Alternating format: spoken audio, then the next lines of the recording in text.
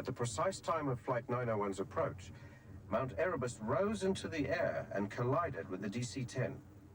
We trust that you will give our conclusions due weight in your deliberations. Yours sincerely, the Flat Earth Society.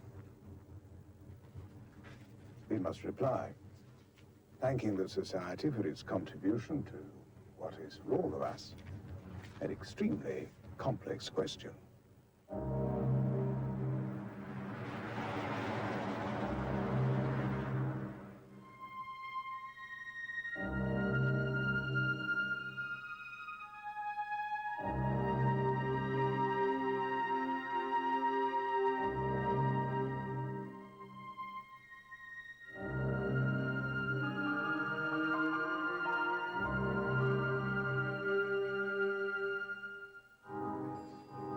It is September 1980. Scotland. The Erebus Commission enters its third month. The dynamics of the hearings are about to change. It's the Pilots Association's turn to call its witnesses to give evidence, and the line pilots must prove under oath the allegations council have been putting to Air New Zealand witnesses. Morning, Liz.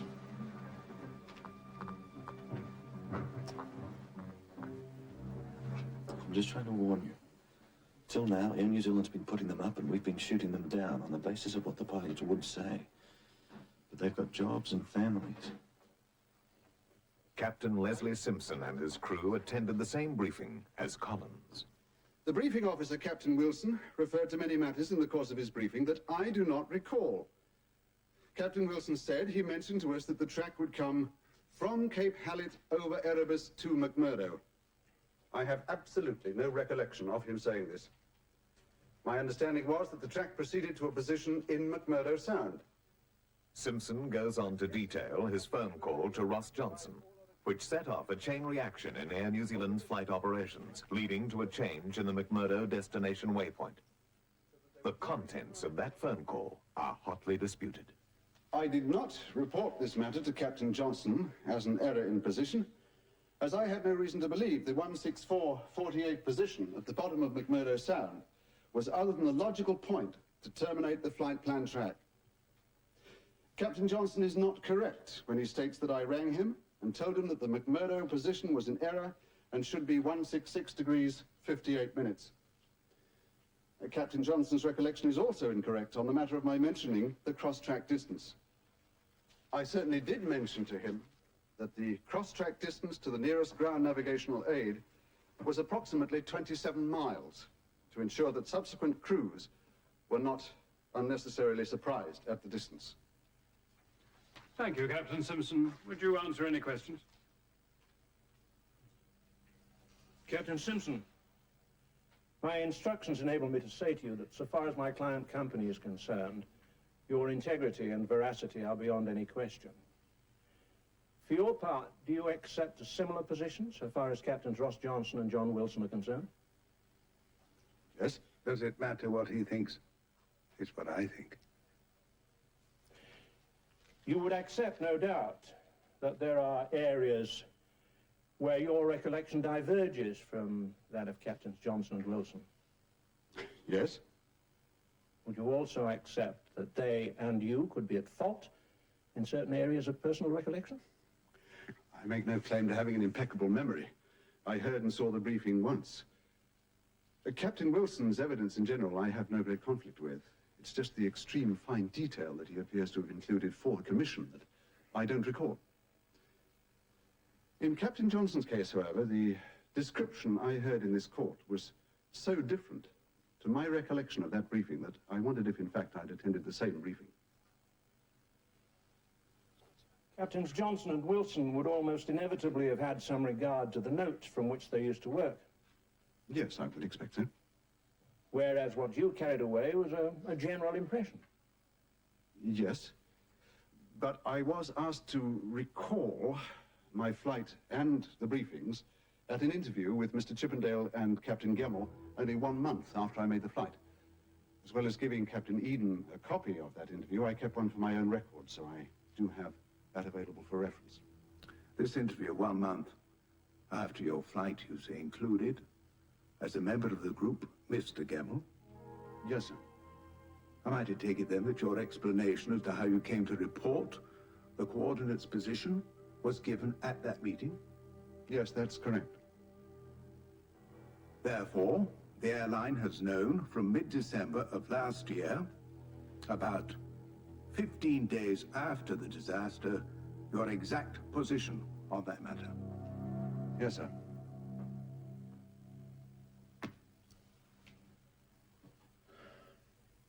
As a puzzle for you, gather that Air New Zealand have known the nature of Simpson's evidence for so long, yet have maintained implacably their position that the official route was always over Erebus and that the minimum prescribed altitude was 6,000 feet. The tickets, Your Honor. Washington, Florida, then London. Thank you. Let Mr. Baragwanath know. Perhaps Simpson's understanding of the briefing was just peculiar to him.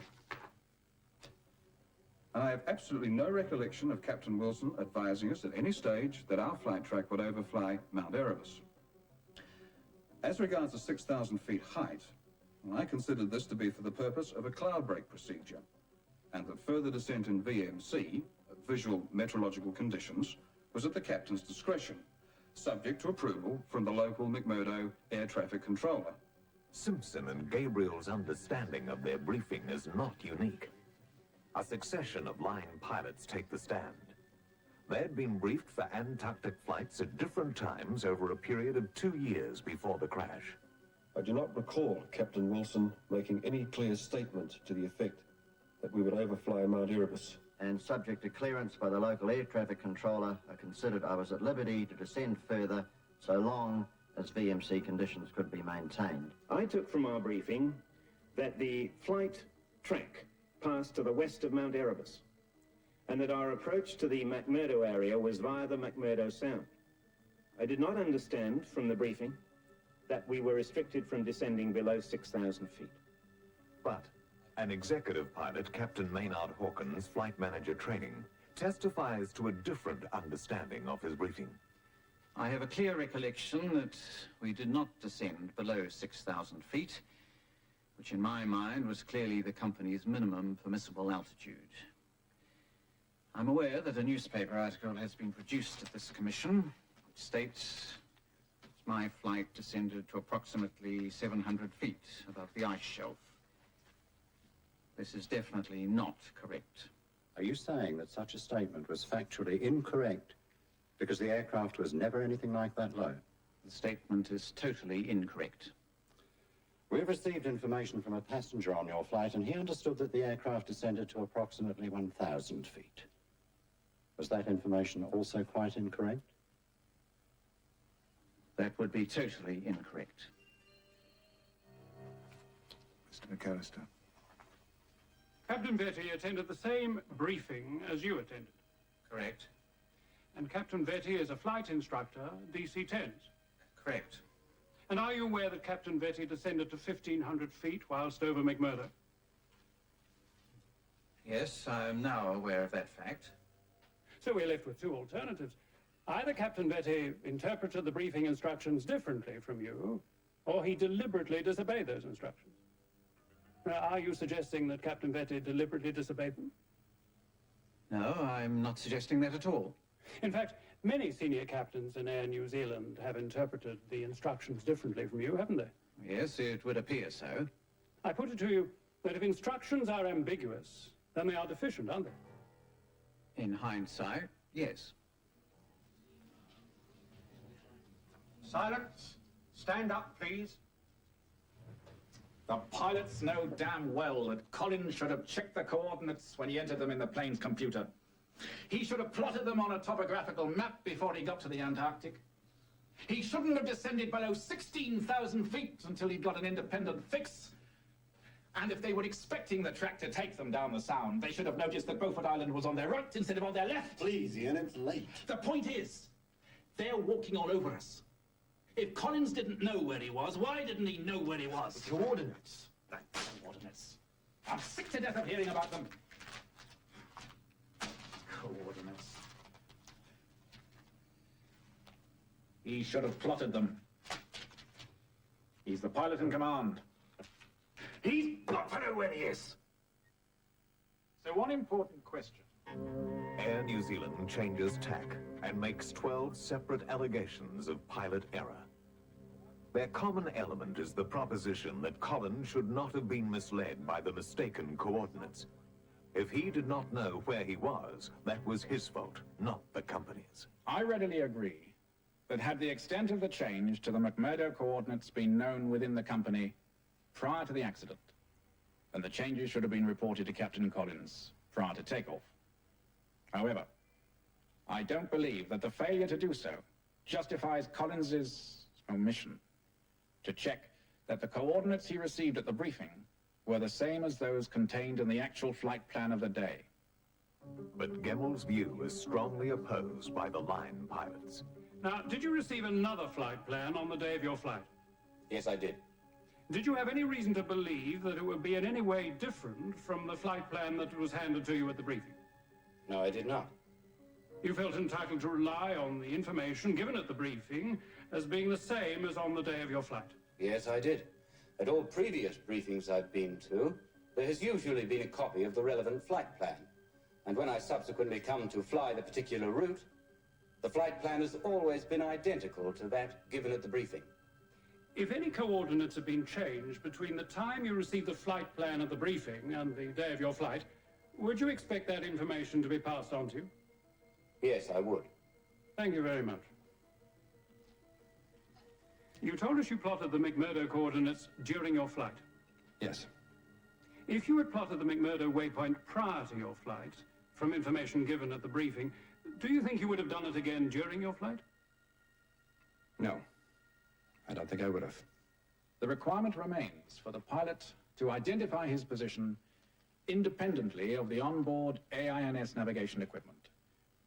And in the absence of ground-based radio or radar information, that can only be done by positively identifying geographical features visually before descending from minimum safe altitude. It's possible to see how a situation could have developed to the point where the crew eventually ran out of options, in what perhaps may best be described as a conspiracy of circumstances extending back much earlier than the last 30 minutes of the CBR tape. That such a series of events and coincidences should have developed to the point which the evidence before this commission has revealed almost defies belief. And yet they happened. To try and identify the part which any one action or decision played in causing or contributing to the accident is most difficult under such circumstances. However, the pilot in command is the person ultimately responsible for the safety of his aircraft and passengers. The man on the spot, whose decisions and actions decide the fate of all those on board. The Airline Pilots Association witnesses say, and I think correctly, that Collins would have been entitled to rely on the information given him at his briefing and could have expected to have been notified of any change to the flight plan. But the question still arises as to whether Collins did in fact rely on that flight plan given him at the briefing. Did he plot the false route from that flight plan onto a map or chart? And if so, when did he do that? You'll be asked to swear on the Bible, to tell the truth, the whole truth and nothing but the truth. Don't be frightened. Stand up straight and look only at the person who... Is it asking the question? And say only what you remember. Yes. No more, no less. That's what your father would have wanted. It's all right, Mum. Don't worry.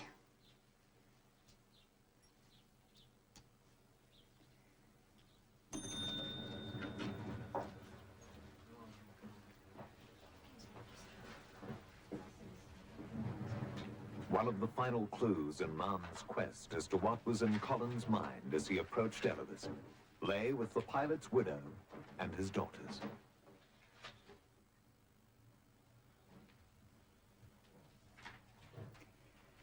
What will they ask me? They'll concentrate on Jim's plotting of the route.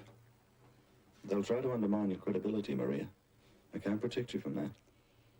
What about the girls? I'm hoping Marn won't make them take the stand. Now, Elizabeth, in your affidavit, you say that your father was working on the kitchen table with maps the night before the flight. And you came in and looked over his shoulder. Do you recall anything about the maps he was working on? He had the New Zealand atlas that Nana and Granddad gave him, open on the table. And he had another bigger map. A bigger map? When Dad opened it to show me where he was going, it was too big for the kitchen table, so we spread it out on the floor. And what do you remember about it? The sea was a green colour, and there were purple colours for the land. Anything else? The first thing that caught my eye was the Ross Sea shelf. Here, show me. I asked Dad if that was where they were going to land. He said although the shelf was solid ice, that they wouldn't be landing. I remember he ran his finger down the raggedy edge of the Ross Sea and said, "We keep fairly close to this bumpy lot."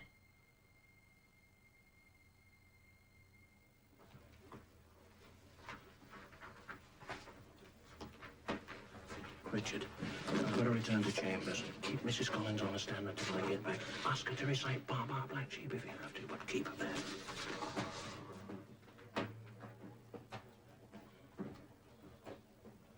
Morning, Lloyd.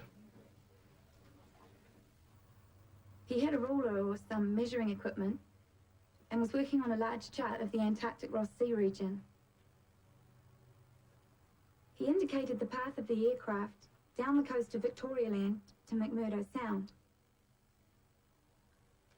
I remember he mentioned flying over the Dry Valley area, and he indicated the aircraft would fly back from McMurdo Sound up the same coastline on its return flight. Do not recall him making any mention of Mount Erebus. My father was working. You've done very well, Catherine.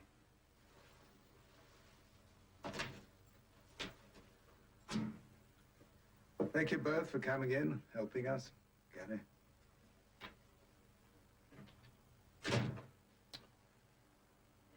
Their affidavits will be sufficient, David. They won't have to be called. My husband would have spent between 1.5 and 2 hours working on these maps and materials at the dining room table. It was a reasonably frequent practice of his, spend time in preparation of his flights, going over briefing materials, etc., particularly in respect of a new route that he hadn't flown before, or a route that he hadn't recently flown. He came back through from the girls' room about 9:30, 9:45, after tucking in Elizabeth and Catherine.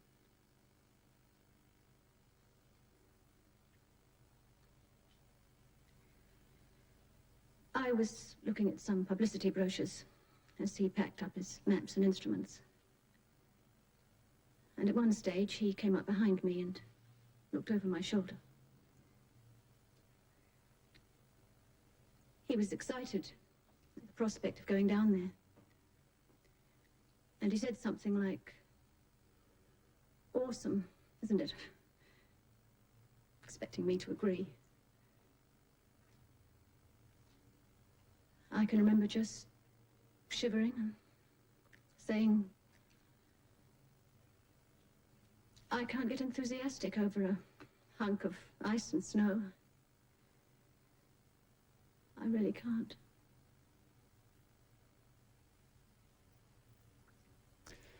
Would you be good enough to answer any questions put to you by counsel? Mr. McLaren? Nothing, Your Honor. Mr. Nicholson? I have no questions. Mr. McGrain?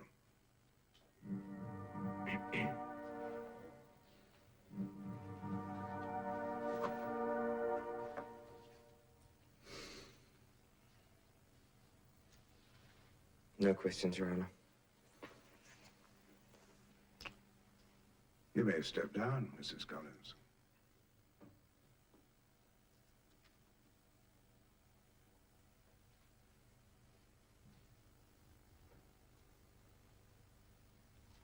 Marn is now convinced that Collins relied on the false information given him at the briefing and plotted a flight track which he knew would take his DC-10 down McMurdo Sound over the flat sea ice well clear of Erebus.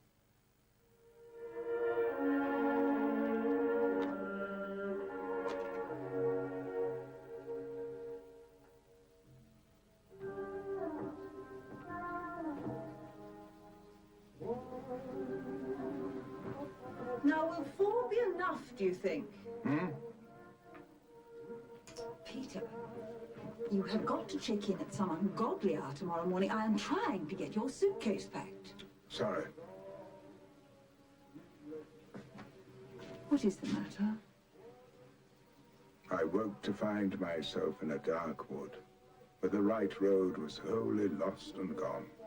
Ah me, how hard to speak of it. Oh dear, has it come to that?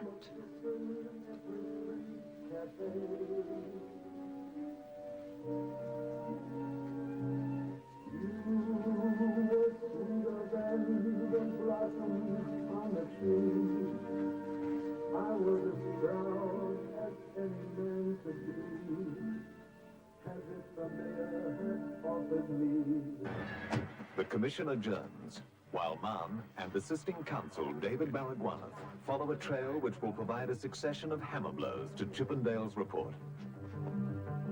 In Washington, D.C., they visit the National Transportation Safety Board's audio laboratory. Colonel Paul Turner had assisted with the original transcription of the cockpit voice recorder. The team of New Zealanders he assisted had been chosen for its knowledge of the crew's voices and its familiarity with DC-10 flight procedure. Through here, gentlemen. But Chippendale rejected parts of that transcription and took the CVR tape to England, where he carried out his own transcription at the Farnborough laboratories. So, did Mr. Chippendale know the voices of the crew? No, Colonel. Well, was anyone there with him in England who did know the voices? Apparently not. One of the changes made by Chippendale particularly interests me because of the strenuous objections made to it by the Airline Pilots Association. Bit thick here, hey, Bird. That was seized upon by the media, understandably, as indicating that the aircraft was flying in cloud. And that would put your pilot at fault. Precisely.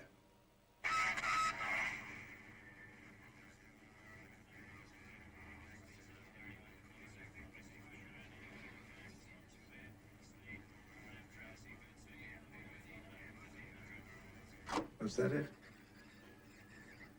Again, please.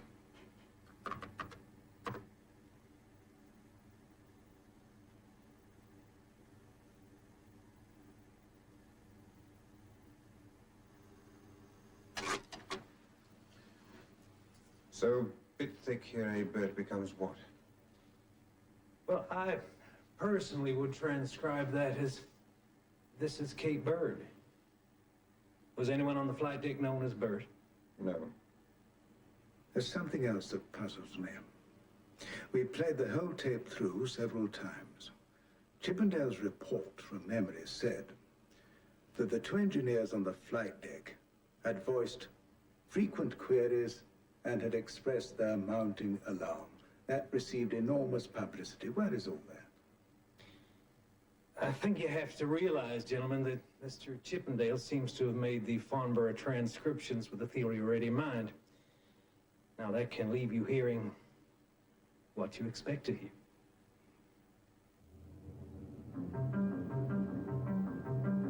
The following day, Mann and Baragwanath fly to Fort Lauderdale, Florida, for an appointment at the Bendix Corporation, the manufacturers of the DC-10's weather radar. Chippendale had concluded that this equipment would have depicted the mountainous terrain ahead. The crew's failure to monitor the radar and see Erebus had made headlines when his report was released. When an aircraft enters cloud, it almost always suffers from turbulence. Okay. Our radar is designed to pick up the presence of cloud ahead at long range. The radio impulses are transmitted from the aircraft, and they pick up the moisture in the cloud. There's no moisture, there's no return on the screen. What is the moisture content in the ice in Antarctica? It's almost devoid of moisture. It's considered to be drier than the Sahara Desert.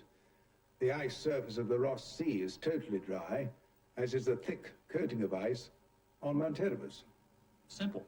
No return. That's if the radar was set in the weather mode. And if it was set in the other mode, the mapping mode?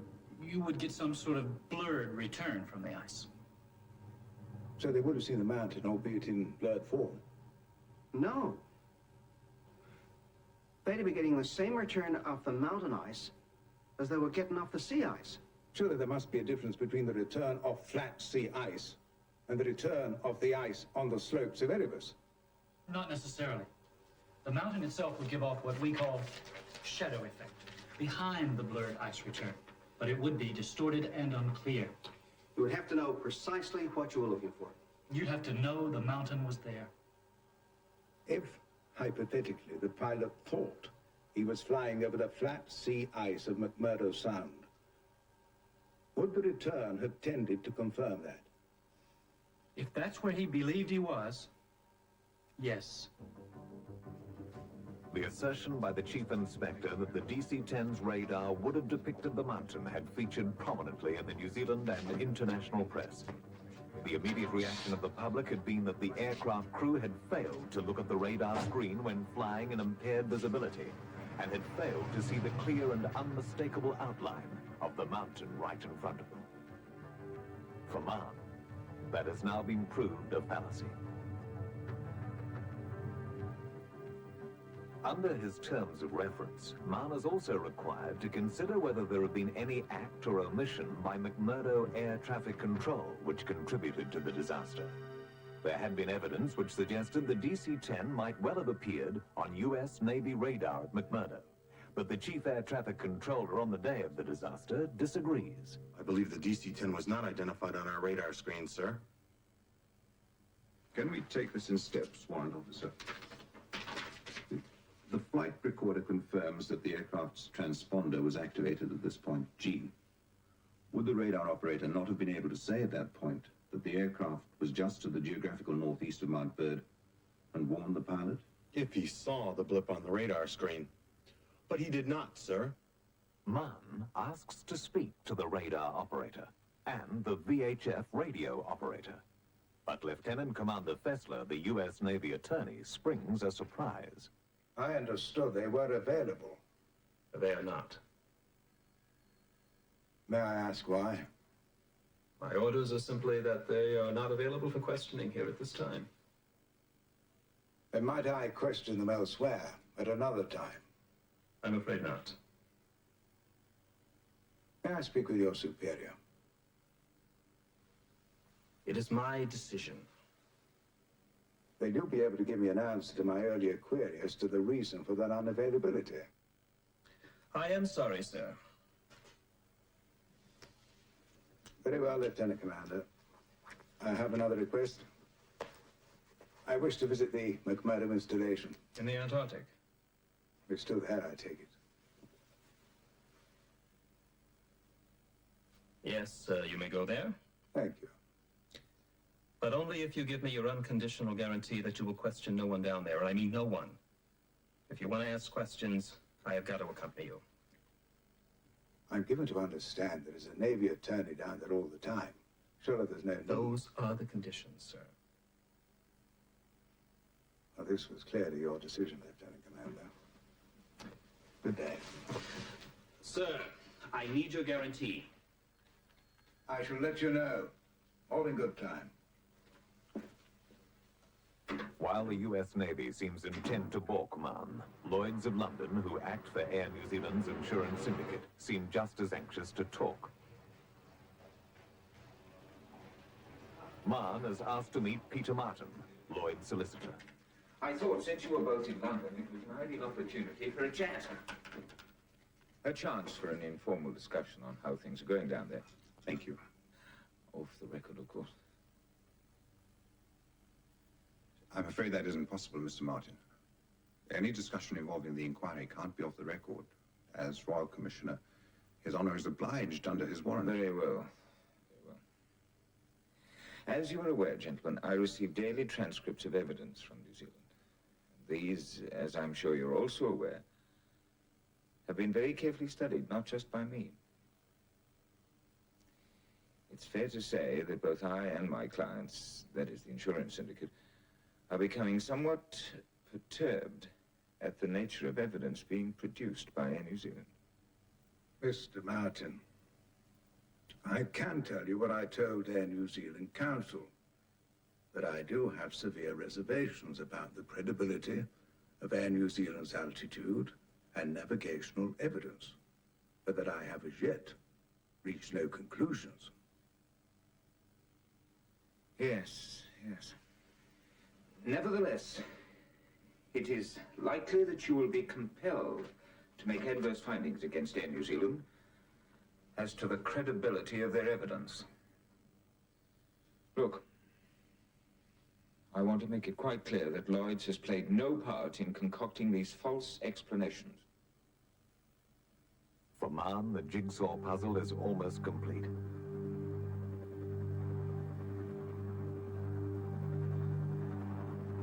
On the first anniversary of the disaster, he flies south to the Antarctic. It matters little that Lieutenant Commander Fessler has ensured a hostile reception by the U.S. Navy at McMurdo Base, because Mann experiences for himself the whiteout phenomenon. And the last piece of the puzzle falls into place. Mann will fly home with a graphic picture of the moods of nature dominating the last place on Earth.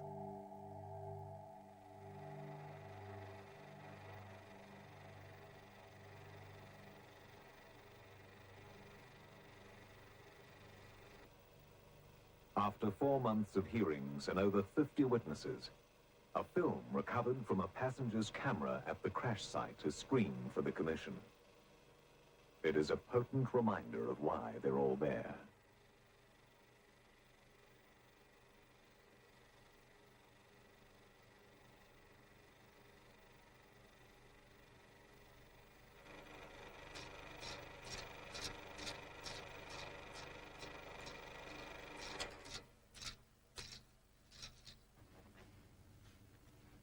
What angle is he taking on this, Lloyd?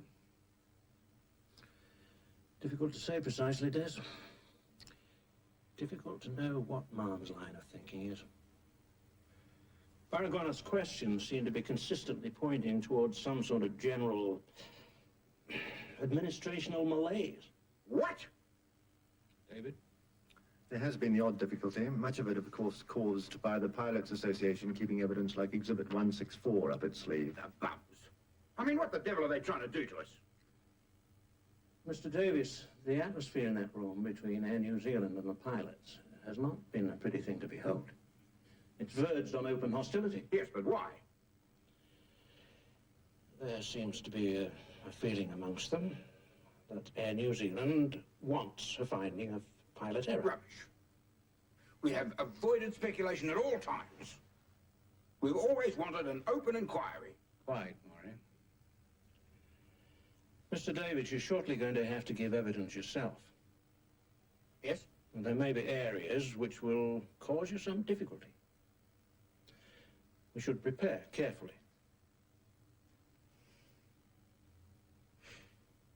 I don't want to look at Turkey up there.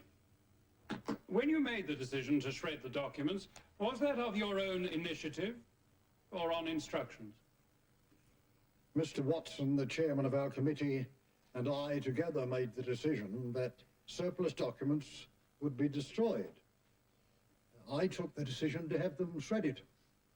Was that matter discussed with Mr. Davis?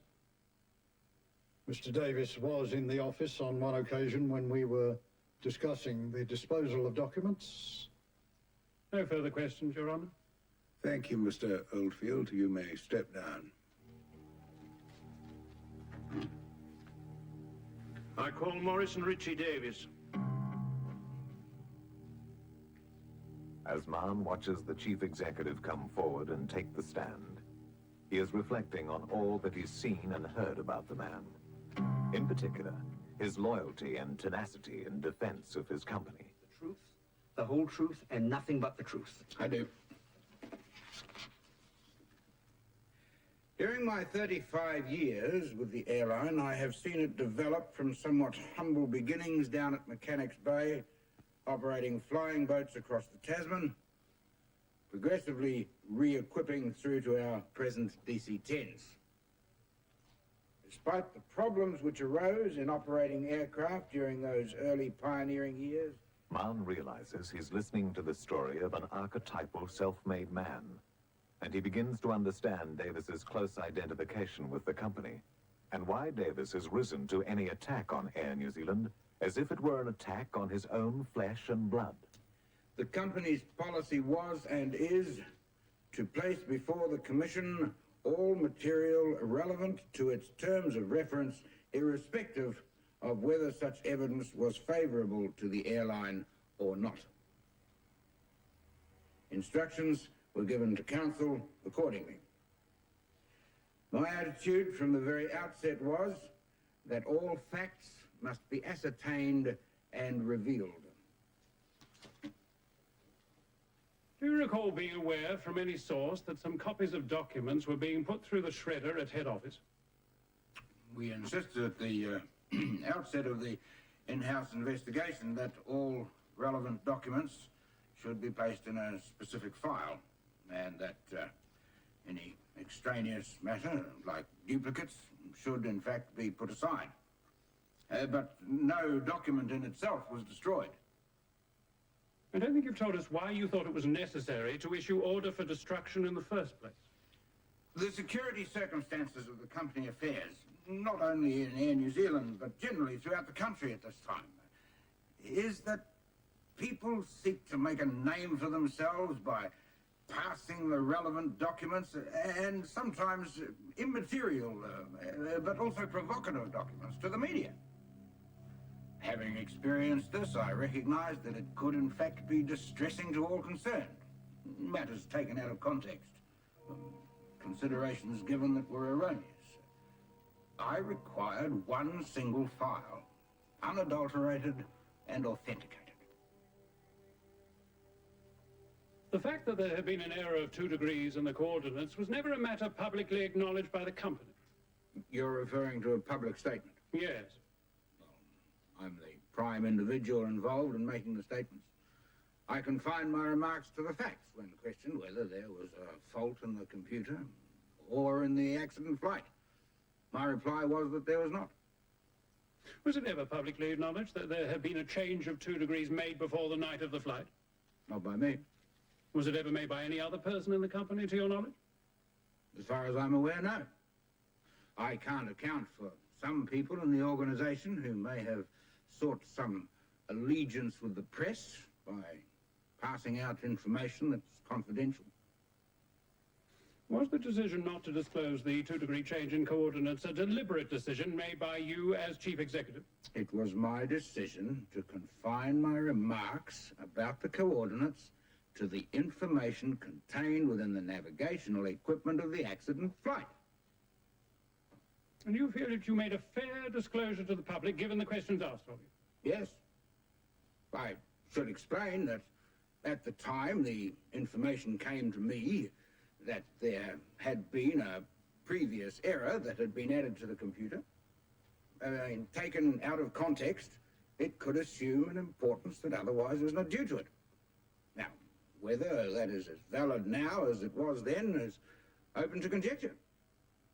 Did you not consider it more prudent to take the initiative and disclose the matter in its correct context? I didn't feel the need to explain myself to the press, no.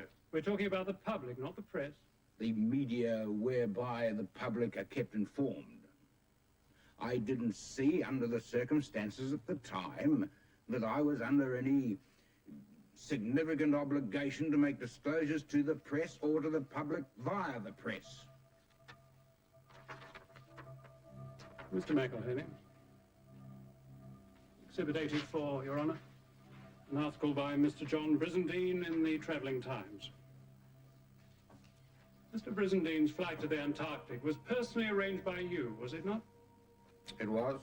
And did he not send you a personal note at the conclusion of the flight? He did. And did he enclose with it a copy of the article he proposed to have published? Yes. And did you reply to him and thank him? I noted that I'd received his letter, yes. Did you reply to him and thank him? I can't recall the contents of the letter in exact terms, no. But let me get this straight. You did drop him a note saying you had received his letter. I usually do. I just don't recall whether on this occasion I did in fact write formally to him or not. I'm afraid I can't answer that. Would you have written and thanked him without reading the proposed article? Oh, indeed. And are you sure you didn't read it at all? I'm as certain as I can be.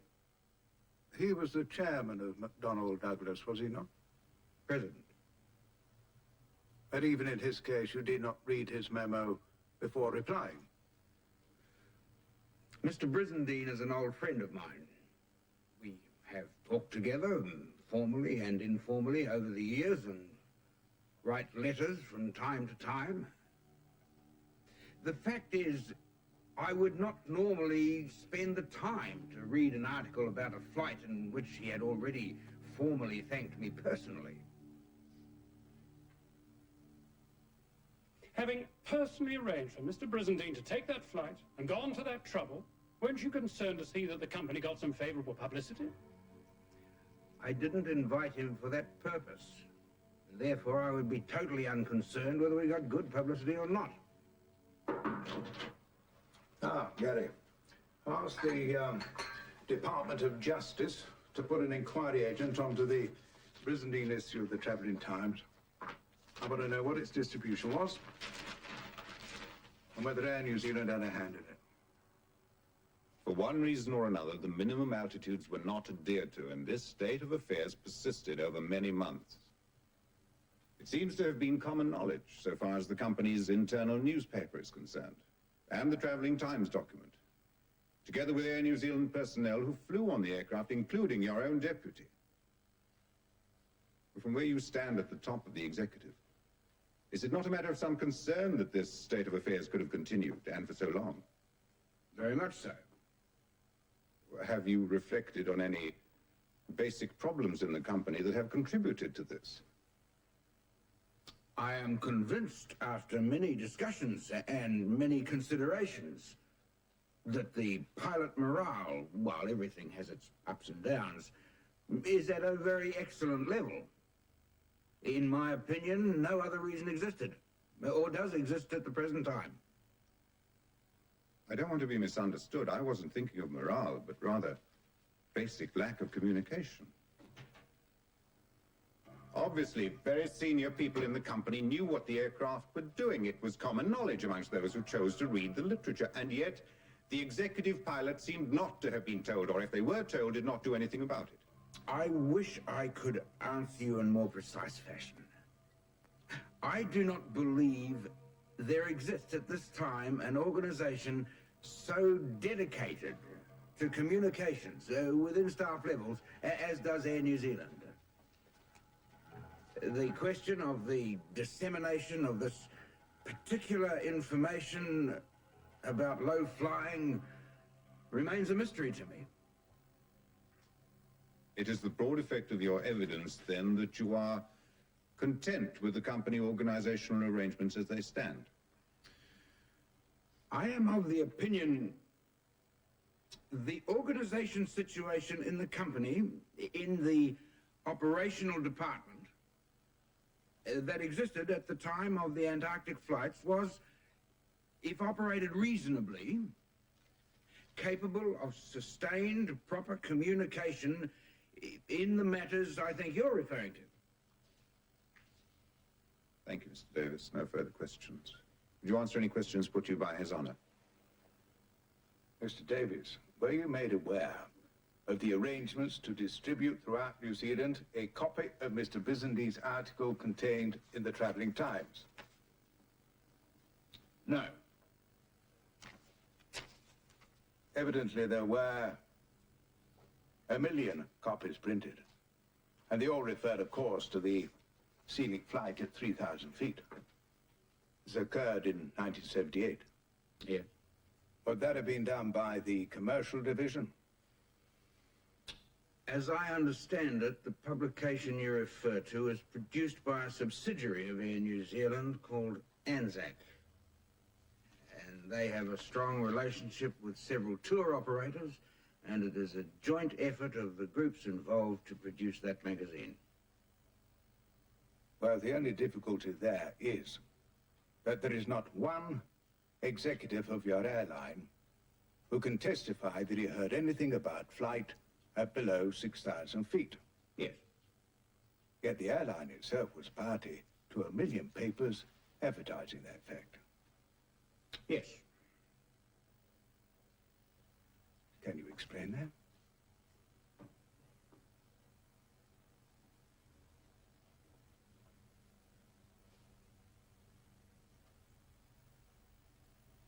Thank you, Mr. Davis. You may step down.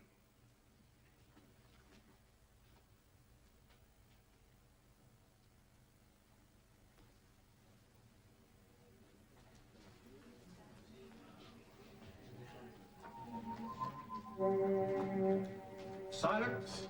Stand up, please. 5 months of hearings come to an end. Mann has been forced to ask the government for 3 extensions of time in order to hear over 50 witnesses, read 3,500 pages of evidence, study almost 300 exhibits. With the help of counsel, he's followed a highly technical trail of clues to a disaster in the most remote place on Earth.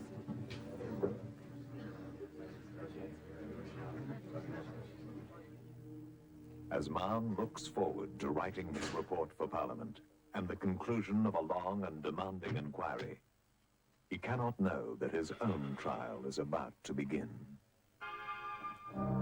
In my opinion, therefore, the single dominant and effective cause of the disaster was the mistake made by those airline officials who programmed the aircraft to fly directly at Mount Erebus and omitted to tell the aircrew. That mistake is directly attributable, not so much to the persons who made it, but to the incompetent administrative airline procedures which made the mistake possible. No judicial officer ever wishes to be compelled to say that he has listened to evidence which is false. He always prefers to say, as I hope the hundreds of judgments which I have written will illustrate, that he cannot accept the relevant explanation, or that he prefers a contrary version set out in the evidence. But in this case, the palpably false sections of evidence which I heard could not have been the result of mistake or faulty recollection. They originated, I am compelled to say, in a predetermined plan of deception. They were very clearly part of an attempt to conceal a series of disastrous administrative blunders. And so I am forced, reluctantly, to say that I had to listen to an orchestrated litany of lies. Man's a bloody bum.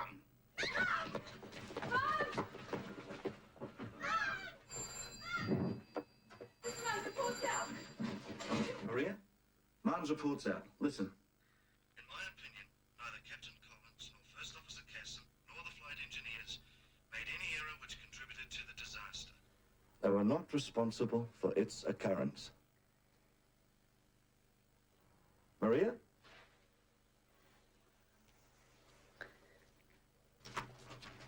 Where did he get this stuff from? I don't quite understand how this could have happened.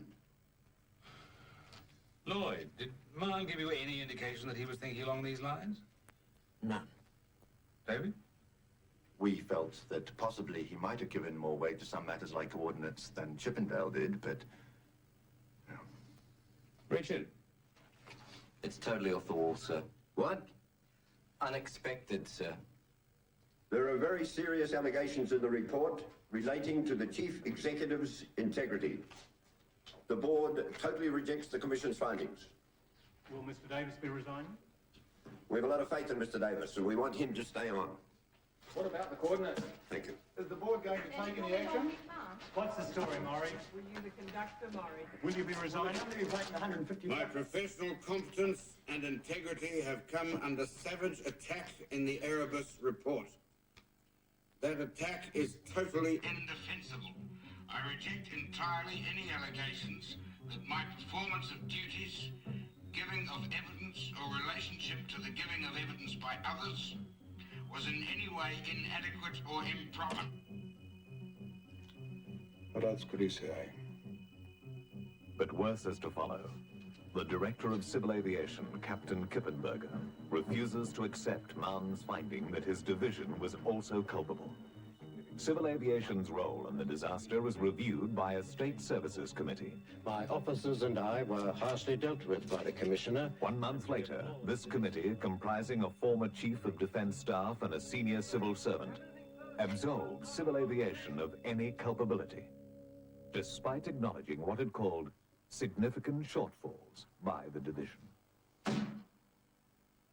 It's the civil service absolving the civil service. The government can't just stand by and allow them to do this. What now, Mr. Attorney General? The next step would have to be a police investigation of possible criminal actions by employees of Air New Zealand, logically. Logically? Where is this bloody thing going to end? Eh? Well, I think we're obliged to put in track... You wanted a commission of inquiry, then the State Services Commission. Now it's a police investigation. By the time this thing is finished, every man and his dog might as well have had a go at it.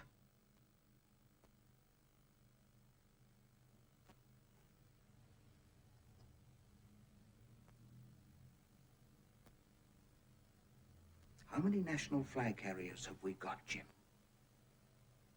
How many companies does this country send out into the world in a high-tech, high-profile industry who can say, we can do it, and better than most? What's Dalgety doing here? With Jim. Where's Murray? Mr. Justice Mann's findings that there has been a litany of lies and, by implication, a cover-up are extravagant. These allegations were not put to those involved, nor substantiated by the evidence. These are grave deficiencies, and the board has instructed counsel to seek legal redress and to issue proceedings in the High Court to review and set aside these allegations. Has Mr. Davis anything to say? The following day, the chairman of the board, Bill Mace, and his deputy, Des Dalgety, meet the Prime Minister in his office, after which Muldoon declares his hand. The future of Air New Zealand is a matter which must concern all New Zealanders. It is an airline of which we have been proud for 40 years. And of which we can still be proud. My own reading of the Mann report tells me that these findings are not supported by any evidence set out in the report. What? But merely represent an opinion expressed by Mr. Justice Mann. It's unprecedented. The president of the Auckland Law Society, Mr. Ted Thomas, disagreed. It is accepted that the report of any inquiry is open to criticism. The lawyers are concerned that the opinions of Air New Zealand board member Mr. Des Dalgety and of the airline's senior counsel, Mr. Lloyd Brown, are being given equal weight to Mr. Justice Mann's conclusions. As an independent jurist, Mr. Justice Mann's credentials are without parallel. And the opposition spokesman on transport says he's critical of the Prime Minister.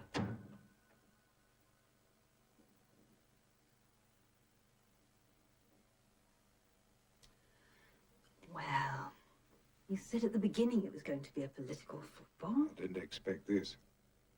I was appointed by the Governor-General on the recommendation of the Prime Minister, and the Prime Minister has just abandoned me. For Mann, the die is cast. There will be an unprecedented review of his findings as Royal Commissioner. He is subverting the legal process. Should we simply step aside? I be circumspect, David. I shall make it clear that it is not a matter of personality. Muldoon wants a public brawl. He thrives on them. So, I'm to cower from the little man? Well, it's not just a question of Muldoon. If you go public, it'll put the judiciary in an awkward position. How? You know it's a cardinal sin for a judge to engage in a public debate over his own decision. But I was acting as a member of the executive, not the judiciary. With all due respect, sir, that is a legal fiction. You cannot afford to develop a public persona. Already you're guilty in the judge's eyes of using extravagant language. I have a vocabulary, for God's sake. Am I not to use it? Some of them consider you could have framed it in such a way so as not to offend. Offend? They lied to me and I call them for it. When I became a judge, David, I did not regard it as a vow of retreat from the real world. Nevertheless, sir, there are rules which... I will not deny as a judge what I know as a man. Do you mind? Thank you. Good morning, gentlemen and ladies. The Prime Minister's comments are interesting, but unsound. The evidence cannot possibly be understood without reference to thousands of pages of testimony and hundreds of exhibits. The PM says he hasn't read the evidence, Your Honor, but he says he trusts the opinions of those who have. Other than myself, obviously. The Prime Minister's confidence in some of his advisors is admirable. I can only suggest that he may find in due course that it has been sadly misplaced.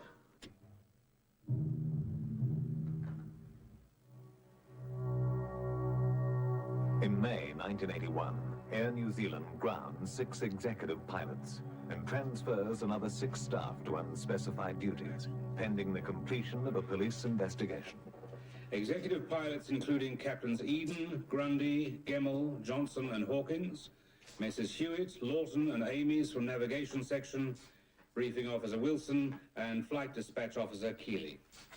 What about Maury Davis? I have nothing further to add. I don't understand what's changed. We have complete faith in Maury. We do. It's not a question of culpability. It's a question of identification. Murray's become identified in the public mind with Erebus. But we asked him to do that. We asked him to do all the media stuff. Nevertheless, Bill, it's gone bad on us. I have to think of the company. We have obligations to the shareholder. Is there something else we should know, Des? It's obvious, I would have thought. We have to jettison. Murray understands. Maury? It's a hell of a way to go after 40 years. It's not resignation, Murray. It's retirement. I don't give a damn what we call it, Des. Still brands me. It is perhaps unfortunate that some will feel my departure from office is an admission on my part of some kind of failure or guilt. That is decidedly not so. My sole purpose in retiring is an attempt to remove a focus point from this current controversy and hasten the recovery of the company. For the first time in 40 years, Davis has no job to go to in the morning. Well, there you are. He will sit at home for the next 6 weeks, waiting for a knock on the door from the police investigation team.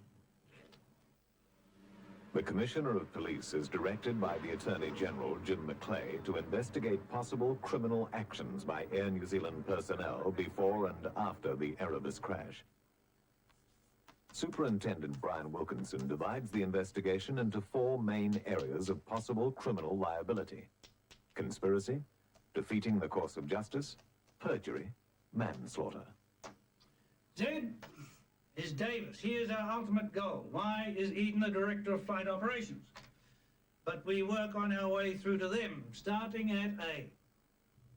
A is Brian Hewitt, the Chief Navigator. I was on oath. I answered the questions as honestly as I could. I was responsible, and I said so. Exhibit 164. That exhibit shows a track down McMurdo Sound right to the coordinates you say were a mistake. Yes. And it magically reappears in the pilot's briefing just after you make the mistake? Yes. In your evidence, you put that down to coincidence. I'd say better than that. It was a remarkable coincidence. It wasn't a coincidence. I shouldn't have said that it was. But it seems incredible to me that it should be used as a briefing document when it doesn't follow the correct route. Absolutely incredible.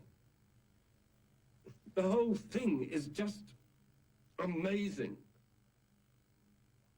Hewitt's direct superior, Ross Johnson, is next. Captain Simpson, in his evidence, says the briefing you told the Commission you gave Collins and him And the briefing you actually gave them are completely different. Yes. Well, does that make you a liar, or would you call it intentional embroidery? I still think that what I said was correct. Which would make Simpson's testimony incorrect. Might have been mistaken.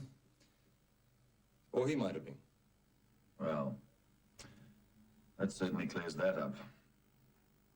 Wilkinson concludes that the true extent of the change in 901's flight track was ignored because of Johnson's failure to notice the discrepancy between Simpson's 27-mile and Hewitt's 2.1-mile cross-track distance.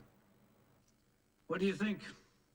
If you agree with Mann that the coordinates mistake was the dominant cause... I do.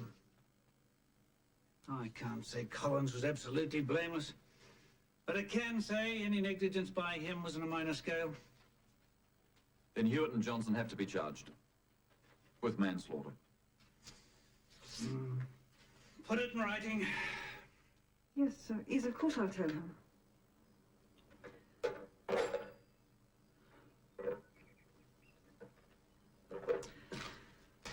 Peter? Peter? You see him? Who? The Dewey's back. Oh, where? He's gone. He gave him a start. Oh, you take your fan there.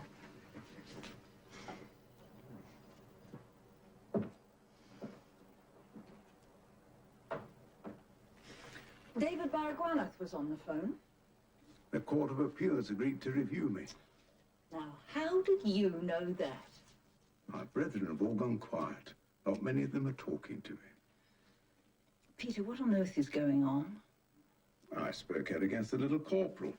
He's been attacking the judiciary for years. I thought they'd be pleased. They're shocked, poor chaps. Ah, Lloyd Brown. I wrote to Lloyd suggesting we resumed our lunches. Placed the odd bet before the TAB's profits suffered irreparably.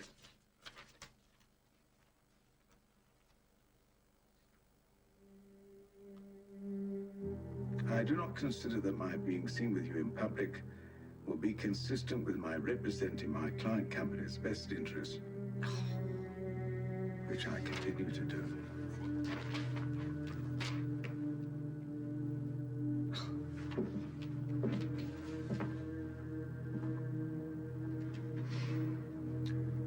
He might have rung. It's a good report, Peter. Thank you, sir. Set out a solid case for jointly charging Hewitt and Johnson with manslaughter. And I agree with you, in principle. In principle? Listen to this. Mine report. That mistake, that's the coordinates mistake, is directly attributable not so much to the persons who made it, but to the incompetent administrative airline procedures which made the mistake possible. I think he's just saved Johnson and Hewitt from manslaughter. I don't understand why 257 people should die and those two get off scot-free. The law says we cannot charge a company with manslaughter. If we can't charge a company, why should Johnson and Hewitt be made scapegoats? Johnson will retain his position with Air New Zealand and go on to become Flight Supervisor of Training on 767s. Hewitt will never regain his job and will never again work as a navigator. Meanwhile, Detective Senior Sergeant Stan Keith is pursuing the question of perjury, central to the orchestrated litany of lies finding in Mann's report. Captain Eden, in your evidence before the Commission, you admitted to knowing about the change of coordinates on the 29th of November, the day after the crash. Now you say you didn't know until the 4th of December. Well, I couldn't recall the exact date, and I still can't. Well, why at the Commission did you say the 29th? No, I didn't. I said it was Tuesday. You were asked when you were told, and you answered. It may have been that morning, the morning after. Well, I thought about it, and I believe it wasn't until the next week. Ames, Lawton, Hewitt, and Johnson all knew the next morning. Well, I didn't. I assume that navigation section didn't realize the importance. I assume that Captain Johnson may have. I don't accept that. They fully realized from the night of the 28th. They got Hewitt out of bed twice. They rang him about a 2-degree, 10-minute error. Oh, no, they knew the night before. I'm more inclined to accept your evidence before the Commission. I don't believe I was told until the following Tuesday. You see, I would have told Mr. Davis as soon as I knew. Was there an agreement between you and Davis to suppress information regarding the coordinates? Not as far as I was concerned. See, I went on leave on the 15th of December, so there was no agreement as far as I was aware. Certainly a desire to see that it didn't get out into the newspapers. The committee was told on the 11th, so there was no deliberate attempt to suppress. On the afternoon of the 5th of December, you called a briefing of the CVR transcribing team, Wyatt, Cooper and Olive, prior to their departure with the CVR tapes for America. Why did you not inform them of the change of coordinates? I don't think I was there. You were. If you had told them, would not this have assisted them in transcribing the tape? I don't know the answer to that at all. Why didn't you inform the CVR team of the change of coordinates? I didn't know they didn't know. I can't reconcile how you could let them go to those tapes without that knowledge. Seems extraordinary to you, but not to us. Eden will retain his position at Air New Zealand as Director of Flight Operations. Look at it. That's the oldest, stalest trail I've ever clapped eyes on. I'm sure Eden knew on the 29th of November, the day after the crash. I agree. That 4th of December story just doesn't hold up. The question is, when did it get to Davis? Practically all flight ops and most of Davis's executives know about the change of the coordinates the morning after the crash. Eden says he didn't tell Davis till 5 days later. Well, I'll tell you what. If any of you withheld that sort of information from me, you wouldn't be working for me much longer. What about the knowledge of low flying? Brissenden writes an article in Travelling Times about flying to 3,000 feet. That article is reprinted in Air New Zealand News and is delivered to Davis's desk. What say he says he was off sick?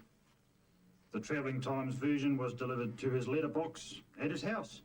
So, we have here a situation in which Davis, as chief executive, seems not to know something about his own airline that every other person in New Zealand knows. Should we go and see Davis? It's perjury. We need corroboration.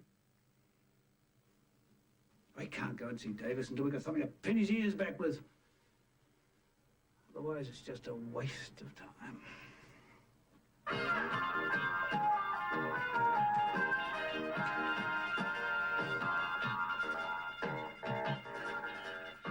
In the news tonight, the police team investigating the Erebus irregularities draws a blank. Air New Zealand today announced the reinstatement of the 12 employees suspended during the police investigation into the alleged criminal wrongdoings thrown up by the Mann report. The police officer in charge of the investigation, Superintendent Brian Wilkinson, said that no charges would be instituted. The police investigation concludes that a strong inference can be drawn that senior executives were aware of the low flying being undertaken by their pilots in the Antarctic, but that sufficient corroborative evidence to substantiate charges of perjury cannot be gathered. There are similar difficulties in corroborating any perjury with regard to the knowledge of the change of coordinates.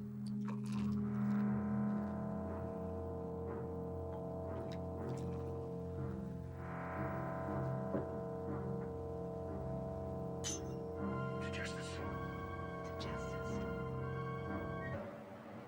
6 months after Mann's report is released, the Court of Appeal review is imminent. Under court order, Mann is able to obtain further documents from Air New Zealand. Among these are minutes of Air New Zealand's board meetings after the crash. They are a revelation. Davis told the board on the 5th of December that the DC-10 was off track considerably. Then later he says it appeared to be left of center. Which means even he understood the track to be down the sound. We could have roasted him.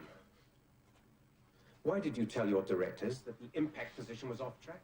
Is it not a fact that, official or not, the accepted flight path was down McMurdo Sound? And that all pilots in 1978 and 1979 were briefed to fly down the sound? How do you account for your executive pilots having told the Commission that the official and only flight path was over Mount Erebus? Damn, damn, damn. You'll have to watch the attraction of alliteration, Gary. Seems to have done me no good. We consistently asked Air New Zealand for all files and records and got truckloads of rubbish. Why were these minutes not produced to us during the commission?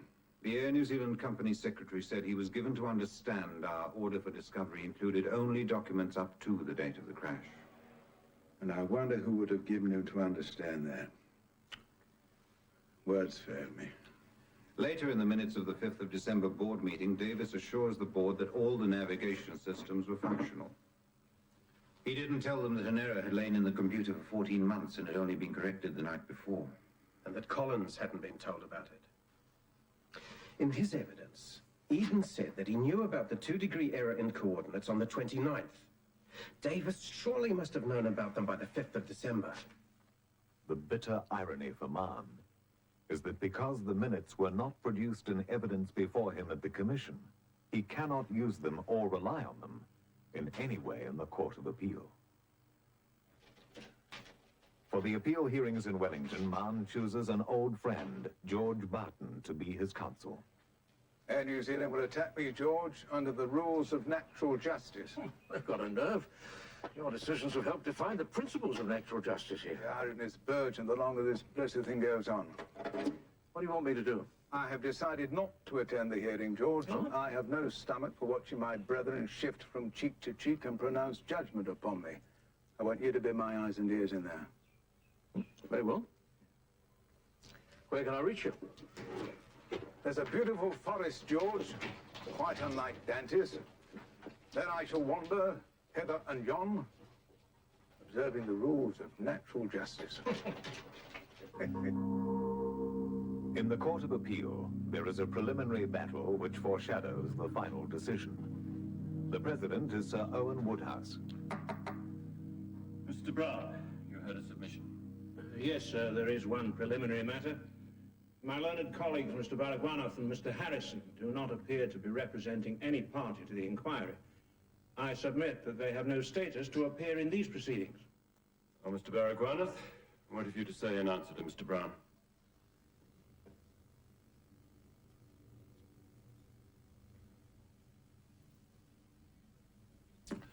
Your Honor, we are representing the Attorney General. Yes, but why? The public interest must be represented, sir. And what is the public interest, Mr. Baragwanath? That the court be fully informed, sir. Your Honor, it is surely necessary that someone in these proceedings is able to put a contrary view to that of Air New Zealand. And you do not then intend to adopt a neutral role? No, sir. And what have you to say in answer to that, Mr. Brown? Your Honor, I'm simply afraid that the Attorney General's role in these proceedings will become confused with Mr. Justice Mann's. And I fail to see how that confusion benefits the public interest. Delay it. Neither do I. Get the Solicitor General down here. Lloyd! What can I do for you, George? For heaven's sake, Lloyd, what are you trying on with Woodhouse? You really want the whole game to yourselves? My dear George, it's merely a small preliminary legal joust. Oh, rubbish.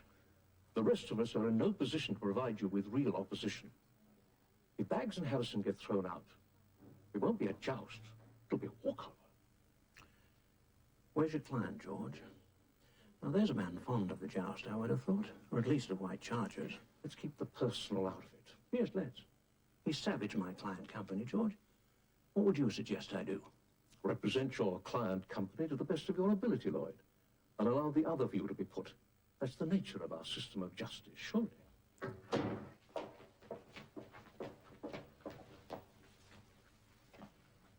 Yes, well, let's see what their honours have to say, shall we?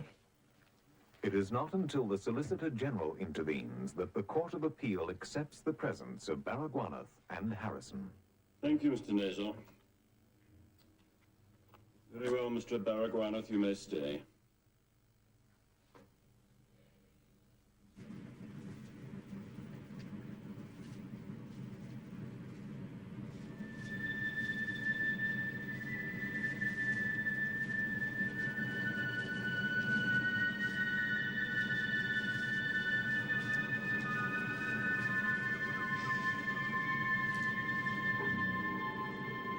Such a small country, Sam. Yet there can be no grander perspective than this in all the world.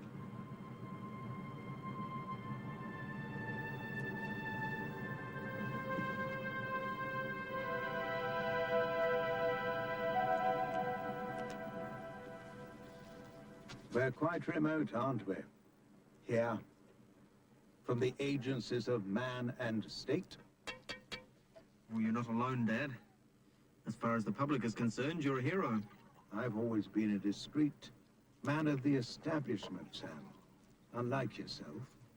Now you're a man of the people. In the eyes of the establishment, that simply confirms my decline. Then fight them, Dad. Go down with 6 guns blazing. I never really thought it was that kind of country.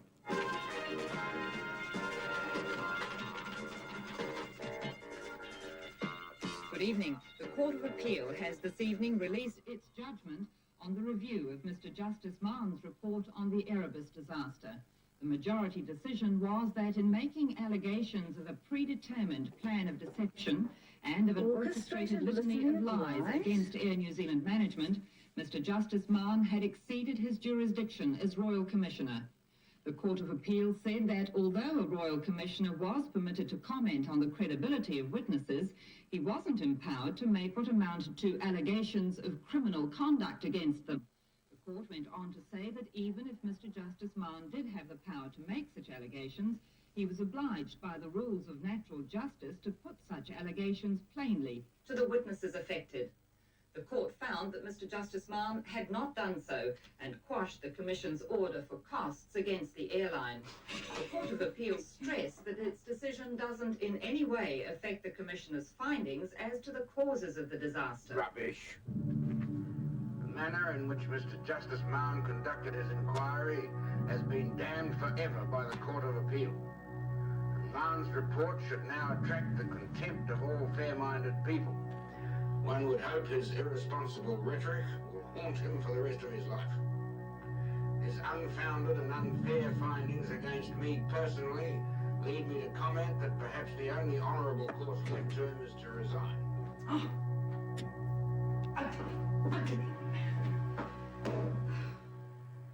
You're overreacting, Peter. The Court of Appeal judgment criticizes a dozen paragraphs out of 400 in your report.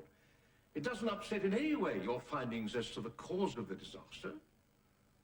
I'm not talking about the majority decision. I'm talking about Woodhouse and McMullen. They go to great lengths to say I had no evidence for some of the findings that I made. It's unprecedented, George. But it's only Woodhouse and McMullen who say that. 2 judges out of 5. There couldn't be a more stringent criticism of a judge. No judge in the history of this country has been placed in this position. But it's a minority decision, Peter. It has no formal standing. George, it is a public pronouncement by 2 of my peers that I, as a judge, am unable to determine whether what I am told is truth or lies. And I shall answer them publicly. I have offered to resign in protest at the minority decision of the Court of Appeal. The effect of that judgment is simply to reflect the thinking of the management of Air New Zealand. I think it's a great pity that Mr. Justice Mann has spoken out in public on this issue. You never see a judge of the High Court getting into a public argument over the fact that the Court of Appeal has overturned one of his judgments. The Prime Minister is completely confused about the situation.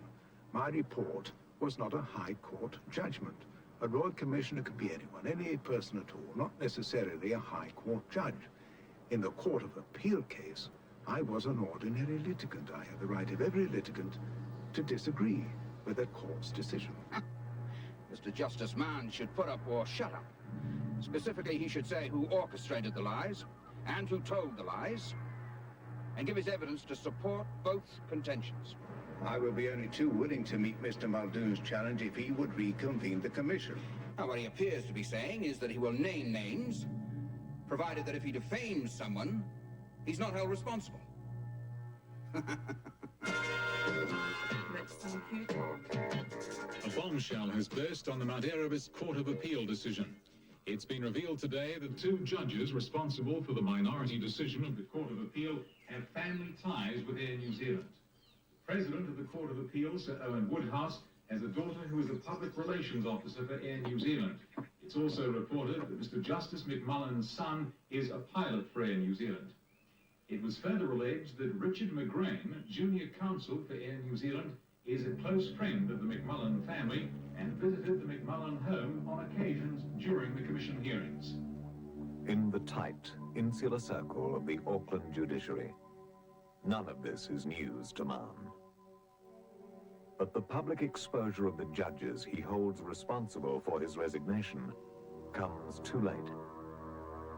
Mann is already committed, on a matter of principle, to a course which will finish his judicial career.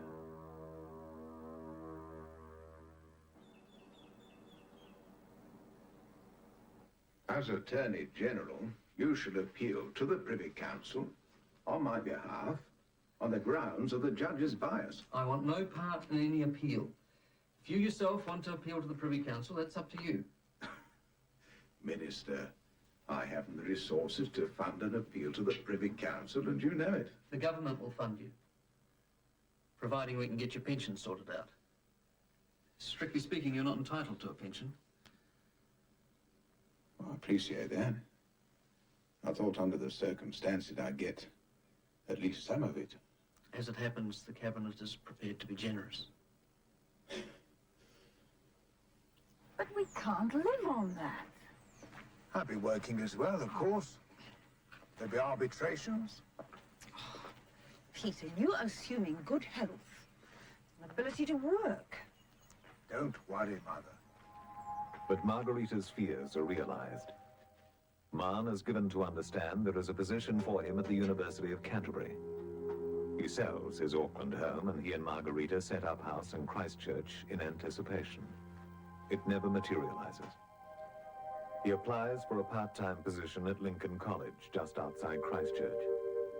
The position goes to someone else. The stress begins to tell. He is weakened by influenza and develops a viral heart condition as he battles with the government over who will represent him in his appeal to the Privy Council. As Attorney General, I'll be taking a strictly neutral stance in the hearings. The government cannot be seen to be supporting your appeal. Well, surely the government cannot be seen to be undermining it either. If I cannot have Baragwanath and Harrison, my appeal will be compromised. Air New Zealand and Davis will have Lloyd Brown and Williams, who have the benefit of long-standing involvement with the case. I'm asking for the same benefit. I'll see what I can do. The government finally allows Baragwanath to represent Mann.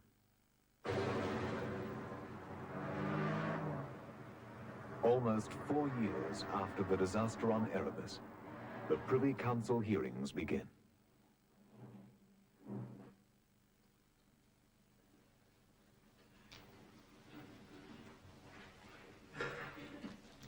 Sir Patrick Neal, a London barrister, appears with Baragwanath for Mann. Robert Alexander and Lloyd Brown for Air New Zealand. Mann himself is unable to attend due to ill health. We are saying that the conspiracy on low flying started from the time Mr. Chippendale was told by Air New Zealand that there were fixed minimum safe altitudes of 16,000 feet and 6,000 feet, depending on where the aircraft was. Mr. Mann never put to Mr. Davis that he had organized a cover-up, except possibly some very slight inference in relation to low flying. When questioned by Mr. Mann, Mr. Davis could suggest no reasonable explanation as to why management was unaware of flights below 6,000 feet, when his company had seen fit to print 1 million copies of an article which established just that fact. My lord, it would be hard to find an issue which was more squarely out on the table than whether Air New Zealand witnesses were telling lies about their knowledge of low flying. Despite Maclay's assurances that the government does not want to take sides, counsel for the Attorney General finally declares the government's hand. With respect, your lordships, The New Zealand Court of Appeal is inevitably better placed than are your lordships to make an assessment of what the reasonable New Zealand reader would make of Mr. Mann's report. And accordingly, the Attorney General submits that the Court of Appeal's assessment should be given very great weight. It would only be appropriate for your lordships to differ from it if you're quite satisfied that it is manifestly wrong.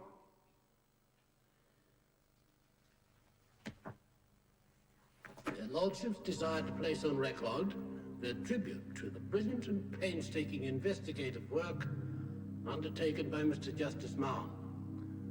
But notwithstanding, their lordships' own impression of the report has coincided with that of the Court of Appeal. Although the Privy Council praised Mann for his findings as to the cause of the disaster, his appeal is dismissed. The Air New Zealand management is cleared of organized perjury, and the Privy Council makes an extraordinary finding in relation to executive knowledge of low flying. While their lordships accept that there was probative material before the judge from which he is entitled to draw the inference that at least some of the executive pilots had given false evidence in respect of their knowledge of low flying. Nevertheless, after the conclusion of the evidence, it became apparent that official tolerance of low flying was in no way causative of the accident.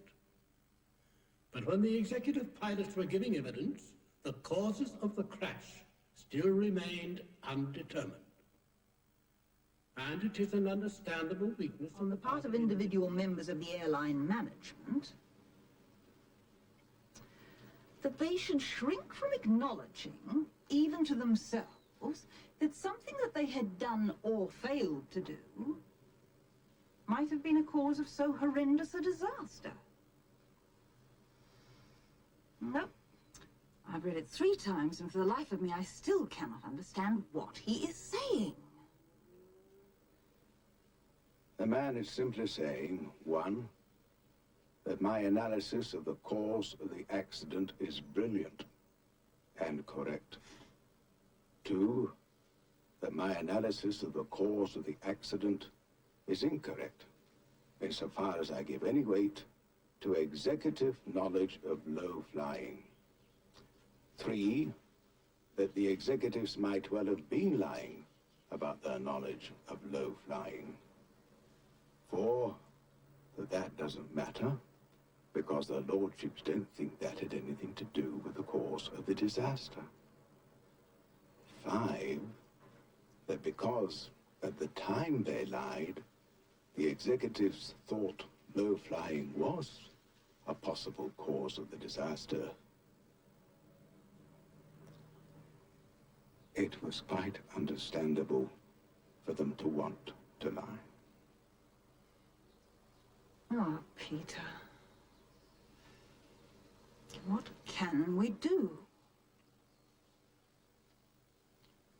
While the instrument of thinking mind is joined to strength and to malice, man's defense cannot avail to meet those powers combined.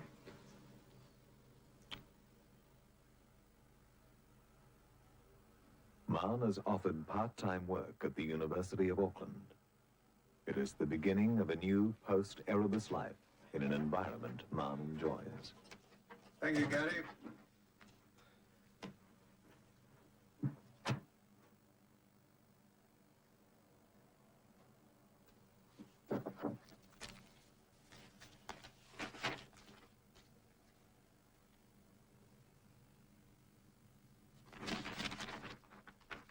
Dear Lloyd, I received your note declining my invitation to lunch.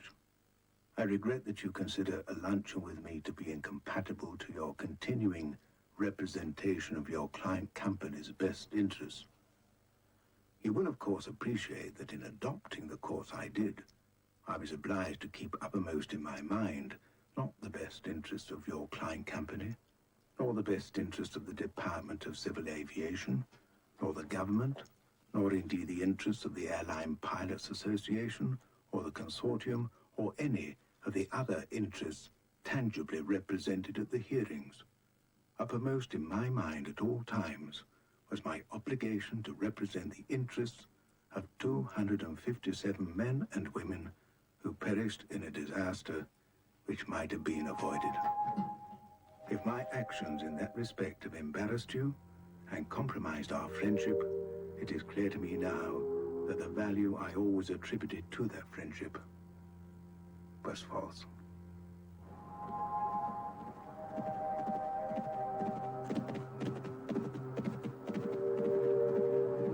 Morning, lads. Your Honour. How's tricks? Fowling along, Your Honour. You're looking extra curly yourself. You're a better judge of horses, lads. I hope the weights aren't getting to you. Age stare. Almost weighted out by the handicapper, lads. You know the true stayers, Your Honour. They only come through with a bit of age. I should have taken up your offer, Lance. Spotting nags with a tipster's rag. I'd have enjoyed that. Up at dawn with the dew and the mist, the stopwatch in hand, the thump of hooves on wet grass, the snort of a clean-winded colt. I think sometimes it's been a bit of a waste.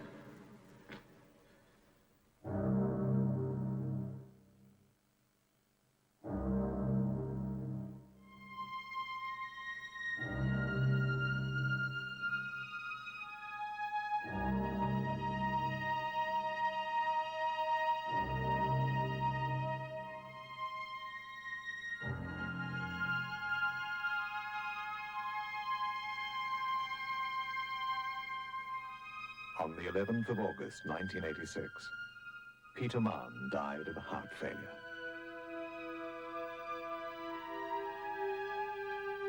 For my purposes, the most definitive illustration of the hidden perils of the Antarctic was the wreckage which lay on the mountainside below me, showing how the forces of nature, if given the chance, can sometimes defeat the flawless technology of man. For the ultimate key to the tragedy lay here, in the white silence of Erebus, the place to which the airliner had been unerringly guided by its micro-electronic navigation system, only to be destroyed in clear air and without warning by a malevolent trick of the polar light.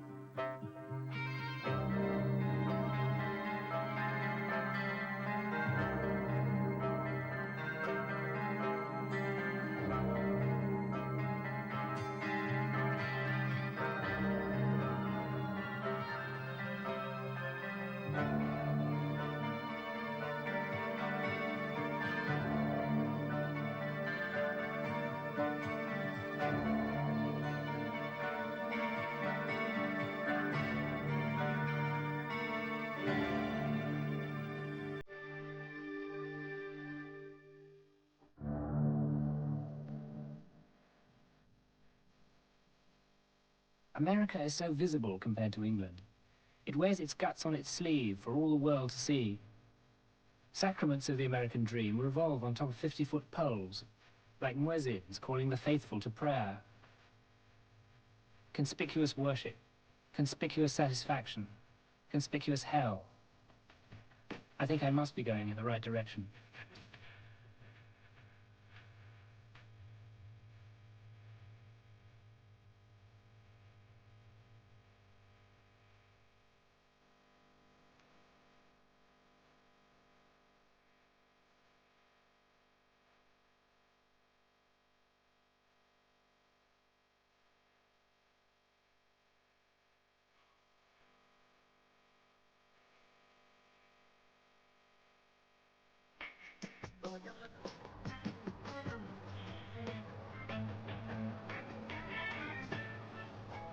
The US-Mexican border is more of a scar than a frontier. An old war wound that refuses to heal. despite the millions that America flings at it to try and staunch the blood flow of hungry mouths pouring north. I hadn't realized that a third of the United States used to belong to Mexico.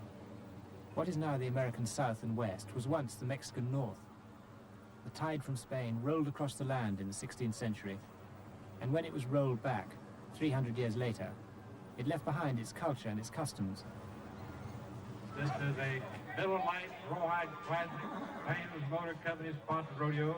This Jim Cantu and all the fine folks from Miller Lite. Great taste and less filling here tonight. Draw yourself a Miller Lite. All the signs of the American Wild West celebrated here are really Spanish signs. Lassos and cowboy hats, rodeos and sombreros. It's still America's party, but the fancy dress is definitely borderland.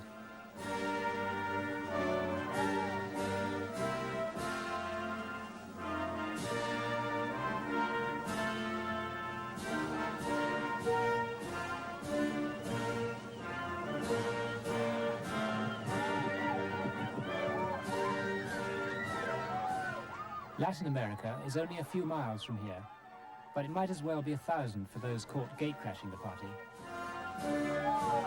Algún día yo mi ilusión era llegar hasta acá. Decidí a viajar tan lejos aquí porque yo no conocía, yo viajé mucho. Así pidiéndole a mi Dios con mi hijo venir trabajando para venir pasando por todas las fronteras que he pasado.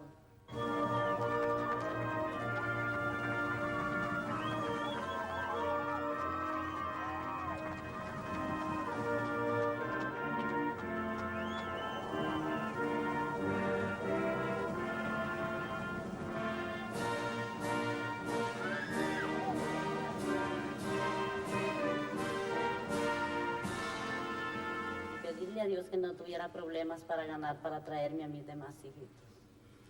Porque yo le pedí a mi Dios que no tuviera, ¿verdad? Pero mire a dónde vine a dar.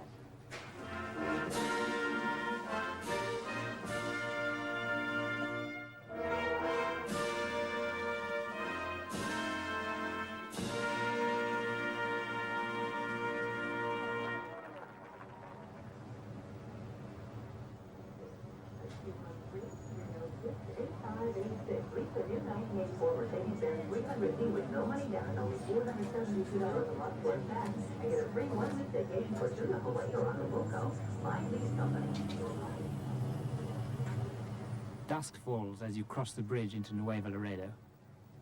You step from first world into third, from English into Spanish, Anglo into Latin, Protestant into Catholic, prose into poetry, credit into debt.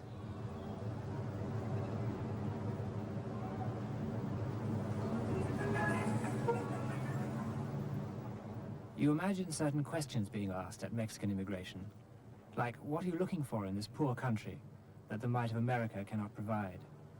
Like, what can you do for us with your insatiable curiosity, your dollars and time on your hands?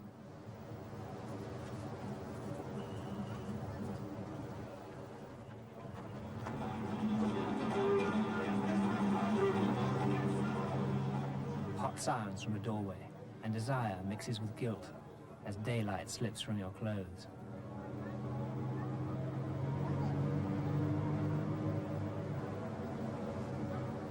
Night creeps up behind you like a pickpocket in Nuevo Laredo.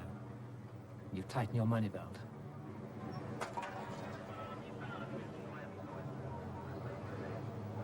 Each of us carries a Mexico and a United States within him, a dark and bloody frontier we dare to cross only at night. Is this the darkness cast by American dollars across its Latin neighbor? Or is it a darkness of American fear? Fear of failure, poverty, fear of death?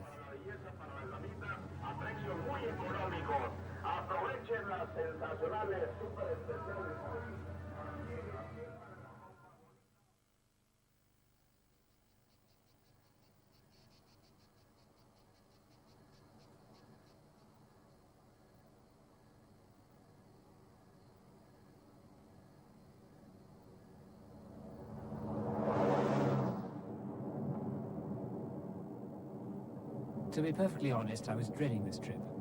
I had only the vaguest understanding of Central America, but I knew that their politics were lethal. I'd learned the names of all those dark and difficult countries strung along the highway. Guatemala, El Salvador, Honduras, Nicaragua, Costa Rica, Panama. But I spoke no Spanish, and I had no idea how difficult it was to make a film. 61, take one. Could you tell us your name and where you're from and what you do? My name is Nick. It's Dick. I mean, Nick. Nick. Gonzalez, Torres, and I'm from this town. I'm born over here. I like this town because I go to school here. This is the Pan American Highway right here. This is the street of this town, but that is Hawaii. To go tomorrow. Can I move? Can I move here? I got to move. 3, take one. Do you have a bar in Salinas Hidalgo? No, I don't have a bar. No bar. What are you doing at the moment in Salinas Hidalgo? Right now, I don't work. No, I don't. No more. No, because anyway, I'm going to die.